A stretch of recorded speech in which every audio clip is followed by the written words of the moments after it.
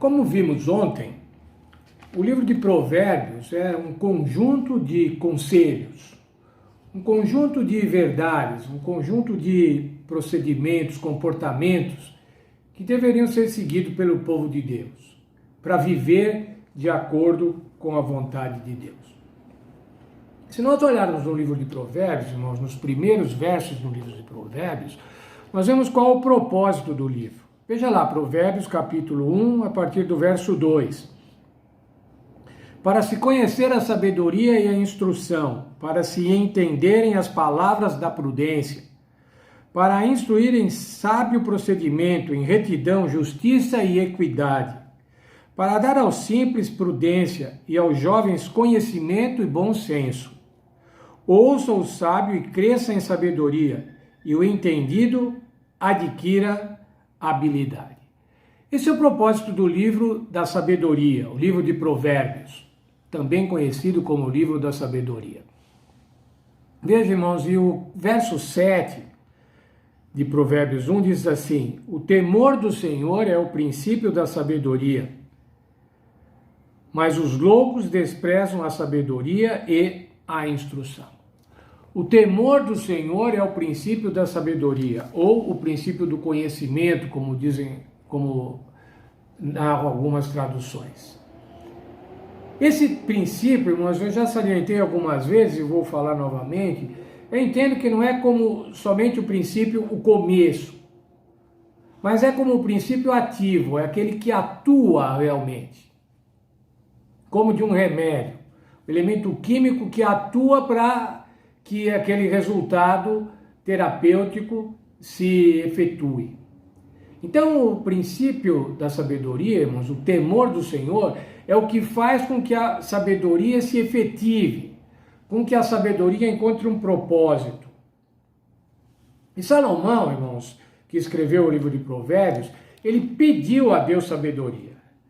1 Reis, capítulo 3, verso 12, lá diz o seguinte: farei segundo as tuas palavras, dar-te-ei um coração tão sábio e entendido, que antes de ti igual não houve, e depois de ti igual não se levantará.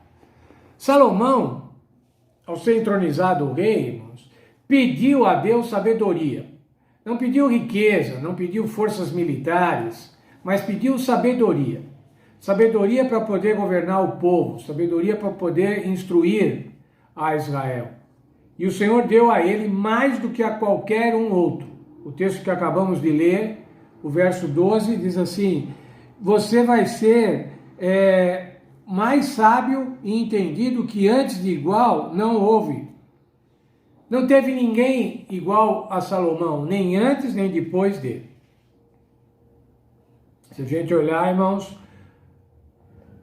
no livro 1 Reis, capítulo 4, verso 34, 4:34, diz o seguinte: de todos os povos vinha gente ouvir a sabedoria de Salomão, e da parte de todos os reis da terra que tinham ouvido falar da sua sabedoria. A sabedoria de Salomão, irmãos, foi conhecida no mundo naquela época, naquele mundo vizinho. E as pessoas vinham ver, os reis mandavam representantes para ver a sabedoria de Salomão, para presenciar a sabedoria de Salomão. Salomão escreveu, e nós encontramos isso lá no livro de Reis também, nos versos do capítulo 4, nos versos 29 até o 34, 3.000 provérbios, 1.000 cânticos. Interessante, irmãos, também que a Bíblia diz que ele sabia de botânica, ele sabia de zoologia. Portanto, irmãos, a sabedoria de Salomão não se limitava à sabedoria teológica, à sabedoria de conhecer a Deus, mas ele tinha uma curiosidade e uma capacitação para entender a natureza, especificamente a botânica e a zoologia. Salomão conhecia ciências naturais. Isso vem mostrar o seguinte, irmãos: o conhecimento da ciência, o desenvolvimento da ciência, o estudo da ciência, não é incompatível com o estudo da Bíblia.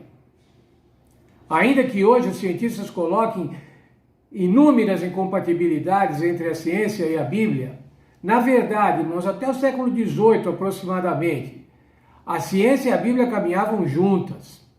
A sabedoria da Bíblia, o princípio da sabedoria, o temor do Senhor, o princípio da sabedoria, estava presente também nas ciências naturais e hoje também estará, irmãos, se o cientista, se o pesquisador se dispuser a estudar conforme a palavra de Deus. Homens sábios, a Bíblia sempre mostra, irmãos, também homens sábios. No livro de Jeremias, no capítulo 18, verso 18 também, diz assim: e disseram, vinde, maquinemos projetos contra Jeremias. Estão lá os inimigos de Jeremias, os detratores de Jeremias. Pois não perecerá a lei do sacerdote, nem o conselho do sábio, nem a palavra do profeta. Vinde e ataquemo-lo com a língua, e não escutemos nenhuma das suas palavras. Aqui estava dizendo o seguinte, irmãos, a instrução de Jeremias, ela era compatível com a lei do sacerdote, o conselho do sábio e a palavra do profeta. Homens e mulheres sábios, irmãos, cristãos sábios, têm palavras que se equiparam às da profecia, a da admoestação, a do sacerdote, um conselho do sábio. Como é que tem estado a nossa sabedoria, irmãos? Como temos desenvolvido a nossa sabedoria? O Senhor nos dá a sabedoria. Nós precisamos desenvolvê-la. Estamos desenvolvê-la com o princípio do temor do Senhor?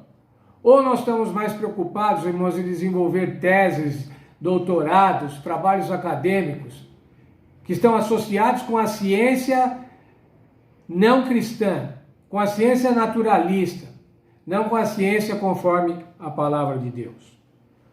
Com o que temos concordado, irmãos? Temos concordado com a ciência bíblica, com o temor do Senhor, ou temos concordado com a ciência do mundo? Temos nos ajustado com a ciência do mundo? Ah, não pega bem você dizer que acredita integralmente na Bíblia. Então vamos associar alguma coisa. Lembra? Falamos um dia desses sobre a evolução teísta. Deus criou, mas ele deixou depois para que evoluísse. Quais são os nossos conselhos, irmãos? Temos dado bons conselhos, temos dado bons conselhos para os nossos filhos, para os nossos sobrinhos, para os nossos amigos. Temos exercitado a sabedoria conforme Deus indica. Que Deus nos ajude, irmãos, e que a gente possa buscar a sabedoria. O Senhor quer que busquemos a sabedoria, mas a sabedoria que vem do alto. E a principal coisa que devemos saber, irmãos, devemos ensinar, é o que o Senhor Deus é o nosso Salvador. O Senhor Jesus Cristo é o nosso Salvador. Essa é a sabedoria, irmãos. A sabedoria que resgata, que restaura, que salva. Que Deus faça com que nós pratiquemos esta sabedoria divina.